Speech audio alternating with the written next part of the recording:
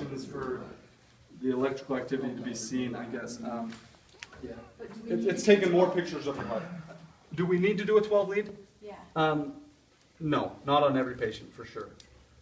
So people mistake this sometimes. I've heard Beth and Val sometimes use this, doing a 12 lead. Well, this is a. Can we actually do this? Yeah. Smart aleck back row. No, I'm serious. This is non-invasive. It's just part of your vitals. I was shocked with this because when I've been with other departments, how invasive it is. They put a clip on the shoulders and just, I mean, you just lift the shirt up and put them down here and it reads it. So it's not like, you know, you don't have to put them here and here. I mean, they can be clear out. Yeah, in fact, these are called limb leads. And if you look on these, so real quick, if you're ever confused about where these go, so I was trying to separate all those out. You got an RA, it's white. White on right, smoke over fire. That's what you learn, the acronym. But that goes on the patient's right arm, and it's called right arm, or RA because it's right arm. This on the black one on the other hand is LA. Left arm. Left arm. Left ankle. Perfect. Left ankle. Thank you. I don't know what the heck this is. LL, what the heck? So we got left leg, right leg on these ones. So who wants to get an EKG? Like I said, it's not invasive. I can throw it on myself if you want.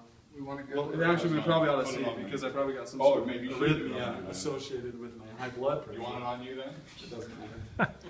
Hey! So when you're placing these on, the more, like if you go on somebody that has a huge belly and you put it on their belly, every time they jiggle, it's going to make artifact, which I'm just straight up, that's how it goes. So So you want here? so I always put it right here on your shoulder. It's not quite on your, you know, like down here. You can put them down on your wrists and then ankles, but then that's so much more tissue for the electrical activity of travel. So if you have any bad connection or if they move their arms, all of a sudden you're getting artifact, which is artifact, all it is it changes the EKG, the normal rhythm, to it's just shaky like that. So go ahead and throw it on there, just on my shoulder there.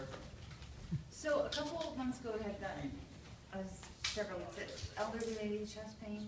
You did some leads on her. Okay. You didn't do this one, did you? I Did did. you do it? I do this one. This is the first one on all of them. You always do a 4 lead first. Okay. But because she was having chest pain, the 12 lead is actually just a reading that you can find out. There's certain things that happen in a certain type of heart attack, and they get an ST elevated MI, and so it's called a STEMI or whatever.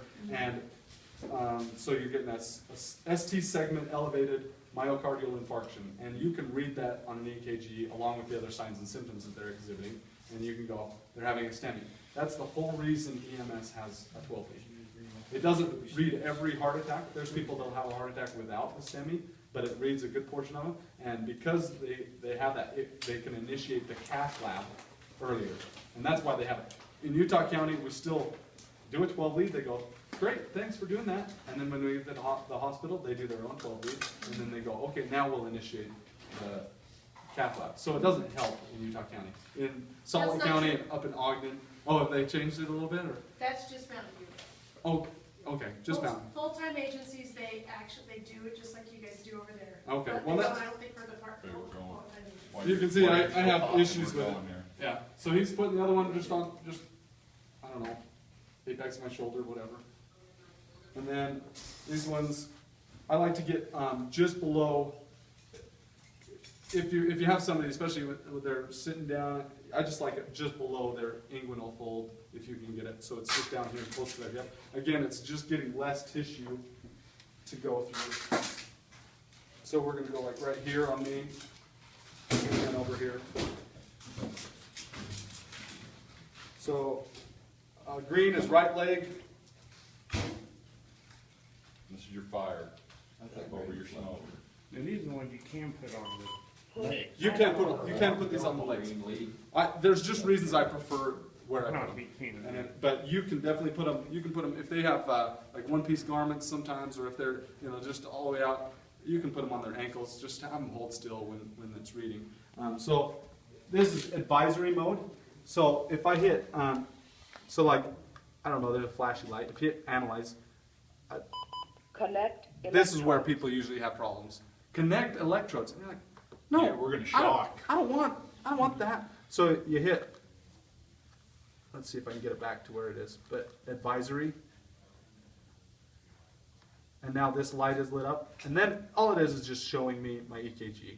Now it's reading it, and it's just giving a readout of it. So that's what I want.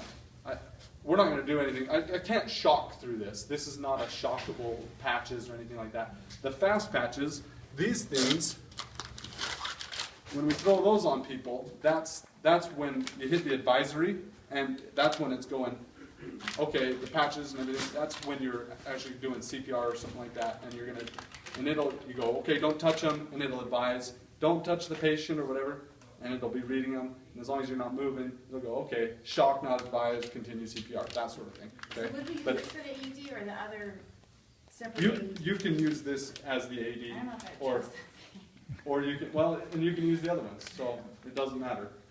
The nice thing about this for me is I can read what your EKG is. So I think if you that's have what I somebody like. not breathing like that kid was, not breathing, unresponsive, you use the other AED, start your CPR. The other AED, it's not going to have, you're not going to see a readout. It's all computerized. So it's reading this, but if in reality, if I hit advisory or whatever and I had this on me, it would say shock not advised because it's reading a non-shockable rhythm.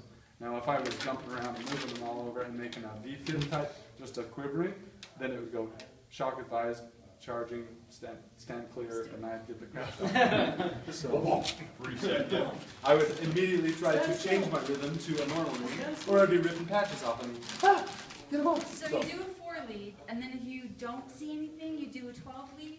Um, Or no. just do one anyway? Okay, so this is what we're going to use 4 leads for most of the time. If they had a syncopal episode, an unconsciousness, they're not having any chest pain or anything like that. Chest pains are usually what you're going to use 12 leads for.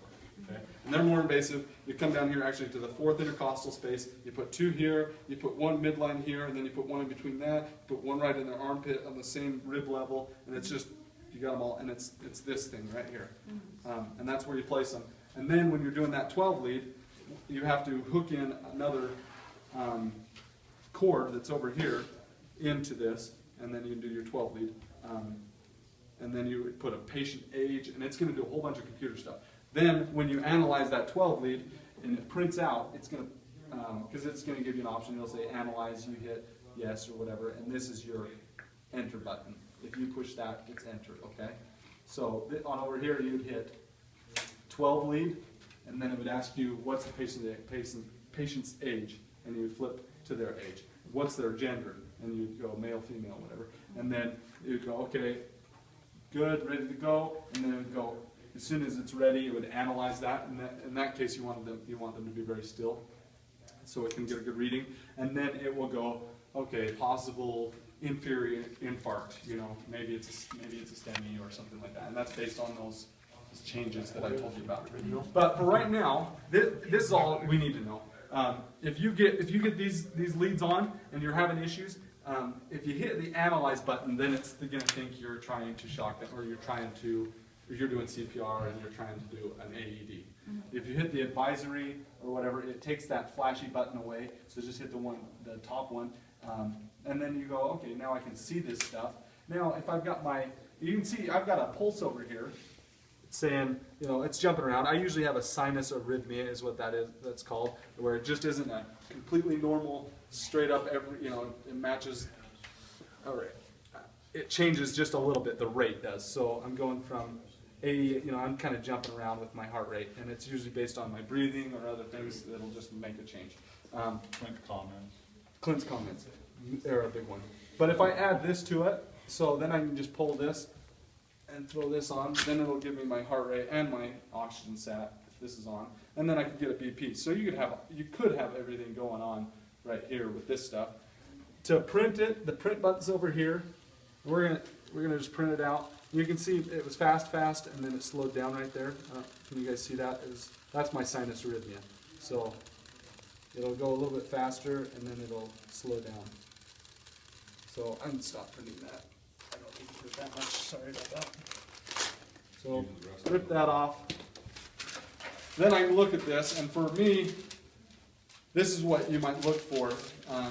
You're gonna see normal stuff, but really it's just above your level. It doesn't matter too much. For me, I'm gonna like this, and I'm gonna go, okay, this might be part of our problem. If you get because you can have a really slow heart rate, bradycardia, or a fast heart rate, and based on, sometimes these are wide. If they're wide, you could have a ventricular tachycardia and a pulse, and that's like a dangerous rhythm. You don't want to be in that. So you can read a lot of different things from this. But for me right now on this one, I can go, okay, they're narrow complex QRSs, that's good. So for basic stuff, if you get nice pointy, the big part is pointy and narrow, it's not big and wide and fat, that's good. And there should be 2 little bumps after it. There should be a T wave, and then the next heartbeat is going to have a little bump. This is called a P wave right there.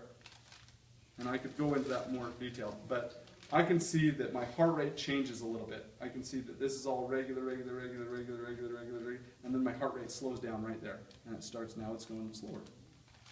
Right here.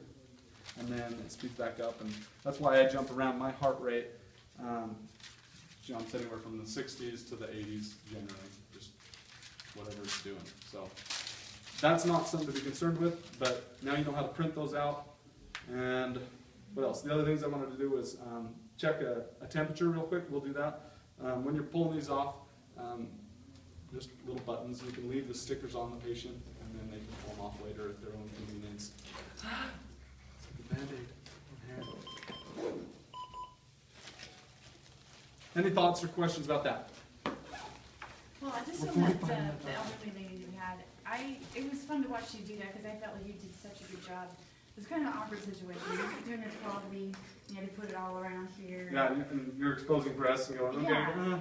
And it was awkward, and I felt like you just handled it so well, because you're a pro. But just kind of just made everyone feel better. And I felt like, I didn't know if other people were watching, but I feel like if something like that's happening, and I'm not doing anything to help right at that second, you just kind of turn away.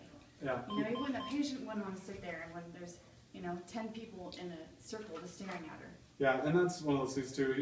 You're not trying to, and if they have a bra on, which she didn't, that would have been nice. You can do it around a bra. You don't have to have that removed or anything. So there's different things. And